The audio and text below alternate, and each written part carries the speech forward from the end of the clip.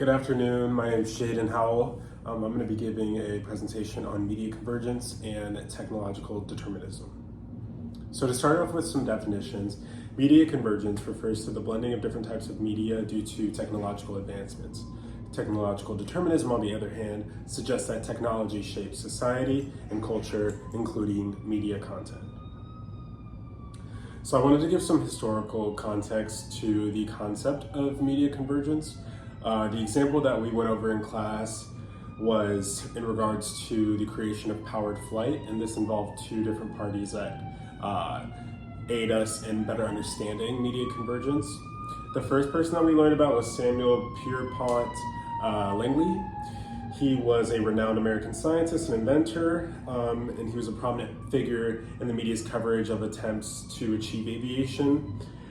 He yearned for fame and recognition, and the media closely followed his flight attempts. So the media at that time, mainly newspapers and magazines, closely followed Langley's experiments, and he enjoyed substantial press coverage and public recognition from it because, he gave effort to have the media cover him.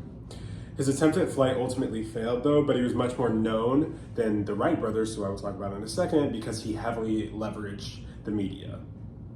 The Wright brothers, on the other hand, were bicycle mechanics from Ohio, and the importance of them is Langley's use of media juxtaposed that of the Wright brothers, who in the end were even more instrumental figures in the creation of flight, but because they didn't yearn fame like Langley did, they stayed to themselves while they did the flight experiments, which led to a lack of media coverage on them initially. But once they did achieve powered flight, obviously the media covered them a lot more and they were more known. But in the beginning stages of flight testing and stuff, Langley was a much more prominent figure. That's why this is important, because it demonstrates just how influential and powerful media is. In this situation, you would think it would be a no-brainer that the Wright brothers would be more famous and recognized even from the beginning because they were actually successful. But because they weren't initially favored by the media, their achievements weren't at all widely recognized. This shows that the media heavily shaped the narrative of powered flight at the time, as they do with a lot of different things in our current time. All right. So in class, we also had a discussion of whether technology has more of an influence over media or whether media has more of an influence over technology.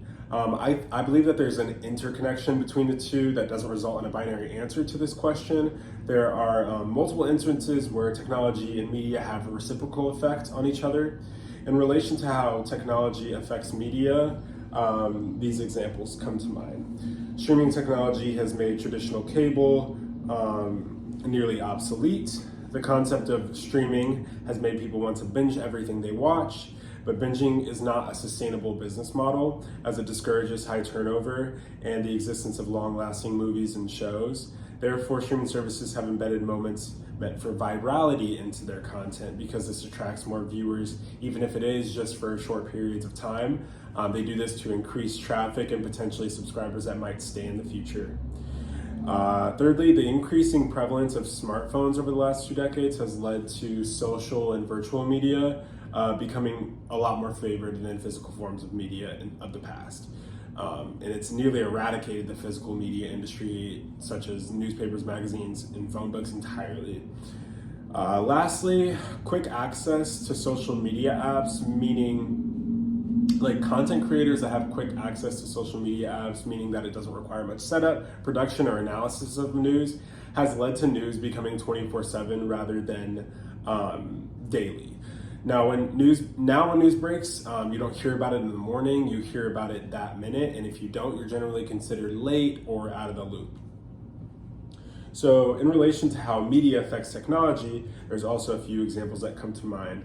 The rise of TikTok has had a direct effect on the technology industry, as companies like Meta have had to implement Reels on their Instagram, and YouTube has had to implement YouTube Shorts directly because of TikTok. They did not have these before TikTok. It was directly because of the creation of TikTok. And they did this because they knew they had to compete or they would become irrelevant. Secondly, short form content has also decreased people's attention spans to the point where they can't really watch long form content. It doesn't give the same quick dopamine boost that they're used to. This has affected sites like YouTube and news outlets because their content is often so easily condensable into 1 or 2 minute video highlights. Lastly, social media has created a lack of patience and an increase in anxiety, which has led to an increase in the use of dating apps rather than real life connections. All right, so Karl Marx. Who was Karl Marx? He was a 19th century philosopher, economist, and political theorist who is known for his economic and political insights that contributed to his theory of Marxism. Marxism is a theory that advocates for economic equality and the dismantling of private property. With this theory came trickle-down theories regarding media consensus. When it came to media, Marx contributed 4 different pretty pessimistic theories about media. The first being ideological superstructure, false consciousness, the commodification of information, and the alienation of social media.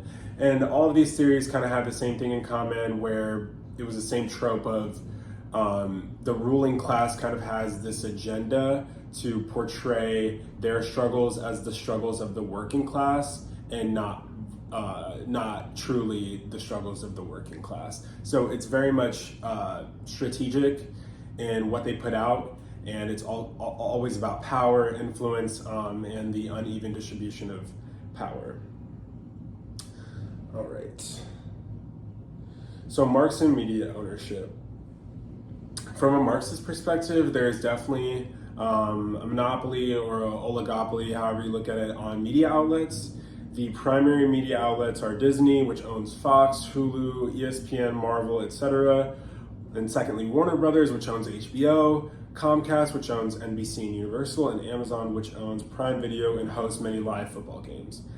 Because these media outlets are so pooled and syndicated, opportunities for corruption, bias, and prioritization of profit instead of morality have become much more likely since there is minimal competition. This small group of corporations having majority control over the media that we all ingest daily just reassures the sentiment that power and wealth are unequally distributed into today's society.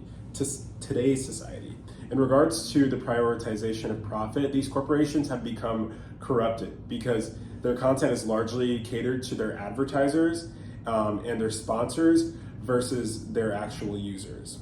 This level of control creates a plethora of ethical issues if left unchecked. These include infringement of independence, lessened diversity of voices, as well as an increase in groupthink.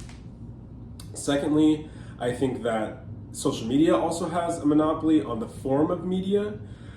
These days, social media is a powerhouse of news distribution. This is positive in the sense that there are so many people that have access to current news and events that might not have had that privilege 10, 20 years ago.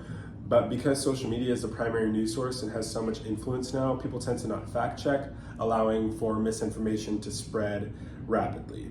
News sources often come from random accounts or non-fact checked media outlets and are taken and ran with.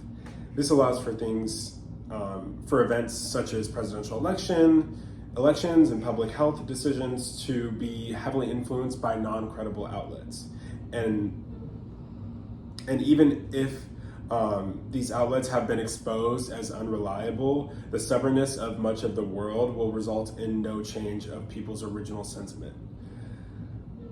So in conclusion, while media convergence has increased access to information and entertainment, it has also made it easier for companies to corrupt the ideas and views of our culture as a whole and create an uneven and distorted playing field of information distribution.